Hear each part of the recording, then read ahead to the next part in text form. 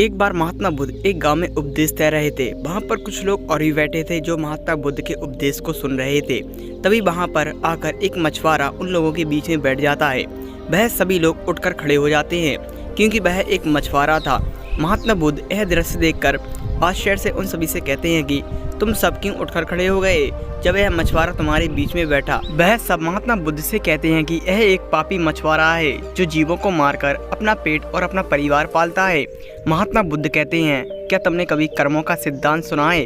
क्या तुम कर्मों के बारे में जानते हो?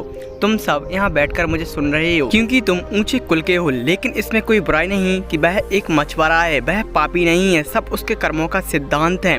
हर व्यक्ति के जीवन में उसके कर्म श्रेष्ठ होते हैं। वह अगर मछलियों को मारकर अपना परिवार पाल रहा है तो यह उसका सर्वश्रेष्ठ कर्म है क्योंकि वह अपने परिवार के लिए अपना कर्तव्य और अपना कर्म कर रहा है। लेकिन अगर तुम उस मछुआरे से घृणा करते हो तो मेरे उपदेश का तुम्हारे लिए कोई महत्व नहीं है। वह सब कहते हैं, नहीं महात्मा, ऐसी बात नहीं है।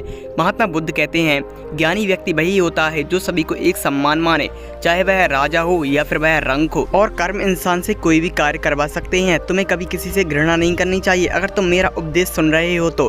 दोस्तों, इस कहानी से हमें सीखना चाहिए कि हमें कभी भी किसी से घृणा नहीं करनी चाहिए बल्कि उसका सम्मान करना चाहिए क्योंकि इंसान अपने कर्म से महान होता है, वह अपने कार्यों से महान होता है। इसीलिए व्यक्ति को जीवन में कभी किसी से घृणा नहीं करनी चाहिए।